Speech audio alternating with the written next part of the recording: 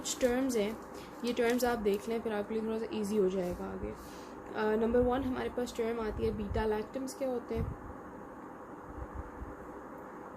Number 2 हम देखेंगे कि स्पेक्ट्रम क्या होता है।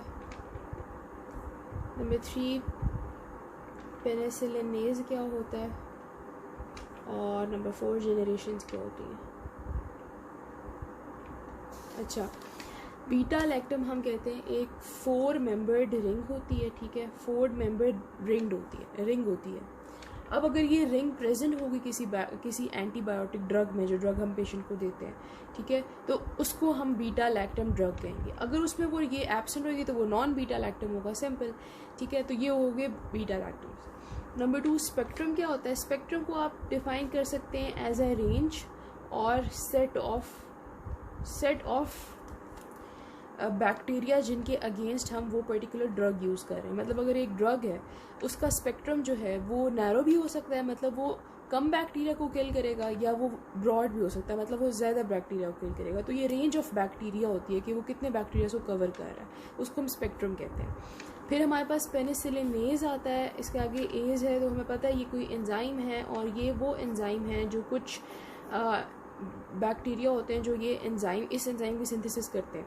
अब इस एंजाइम का क्या काम होता है बैक्टीरिया में, जब ये एंजाइम होगा प्रेजेंट तो उस पेशेंट को अगर हम पेनिसिलिन देंगे और उसके जिस बैक्टीरिया ने उस पेशेंट में इन्फेक्शन कॉज किया हुआ है उस बैक्टीरिया के पास पेनिसिलिनेज एंजाइम मौजूद है, तो वो ऑब्वियसली ये एंजाइम जो है पेनिसिलिन को जो है उसका एक्शन नहीं होने देगा, ठीक है। तो इसकी वजह से जो है बैक्टीरिया पेनिसिलिन से रेजिस्टेंट हो जाएगा, तो ये एंजाइम है पेनिसिलिनेज। और फाइनली नंबर 4 हमारे पास जनरेशन्स क्या होती हैं। जनरेशन्स हमारे पास फर्स्ट जनरेशन ऑफ ड्रग्स हो सकते हैं, सेकेंड, थर्ड, फोर्थ, इस तरह करके आती हैं। इसका मतलब ये है कि जो ड्रग पहले आता है मार्केट में, जो ड्रग्स पहले आते हैं उनको हम फर्स्ट जनरेशन ड्रग्स कहते हैं, फिर जो बाद में आते हैं उनको सेकेंड में डाल देते हैं, फिर जो आते हैं उसके बाद वो थर्ड, और फिर उसके बाद आते हैं वो फोर्थ जनरेशन होती है, ठीक है। ये इस तरह हो गया। अच्छा, अब हमने क्लासिफिकेशन देखनी है। क्लासिफिकेशन हम इस तरह से स्टार्ट करते हैं कि सेल वॉल इनहिबिटर्स पढ़ रहे हैं हम, इसमें नज़र नहीं आएगा।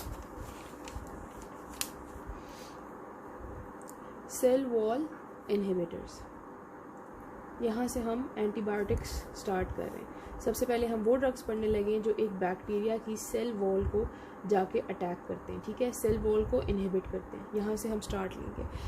अच्छा, अब इसमें हमारे पास क्लासिफिकेशन में वो ड्रग्स आएंगे जो बीटा लैक्टम्स हैं। अभी मैंने बता दिया बीटा लैक्टम का क्या मतलब है, मतलब उनके अंदर 4 मेंबर्ड एक रिंग है। और वो ड्रग आएंगे जो नॉन बीटा लैक्टम्स हैं,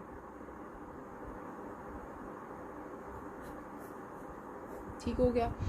अब बीटा लैक्टम्स में हमारे पास फर्दर 2 क्लासिफिकेशंस आती हैं वेरी इंपॉर्टेंट, जिसमें हमारे पास पेनिसिलिन्स है और सेफेलोस्पोरिन्स है।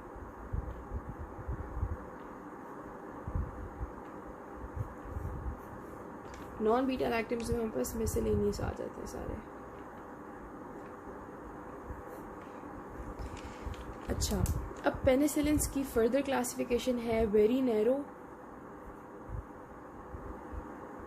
And narrow and wide.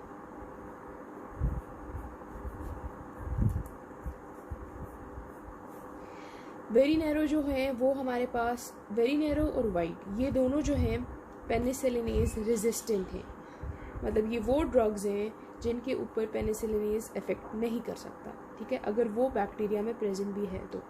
और जो हमारे पास नैरो रेंज में आ जाते हैं वो हमारे पास पेनिसिलिन से ससेप्टेबल होते हैं, मतलब वो उससे वल्नरेबल होते हैं, वो इनको आराम से इनएक्टिव कर सकते हैं पेनिसिलिनेज एंजाइम, ठीक हो गया। और फिर हमारे पास सेफेलोस्पोरिन्स में आता है नैरो स्पेक्ट्रम का मतलब ही मैंने बता दिया, मतलब ये कम बैक्टीरिया पे इफेक्टिव है। और वाइड स्पेक्ट्रम मतलब वो ड्रग जो कि ज़्यादा बैक्टीरियाज पे हमारे पास इफेक्टिव है, ठीक है। नैरो स्पेक्ट्रम में हमारे पास फर्स्ट जनरेशन आ जाती है। जनरेशन का ही मैंने मतलब बता दिया। वाइड स्पेक्ट्रम में हमारे पास second, third and fourth generation आ जाती हैं।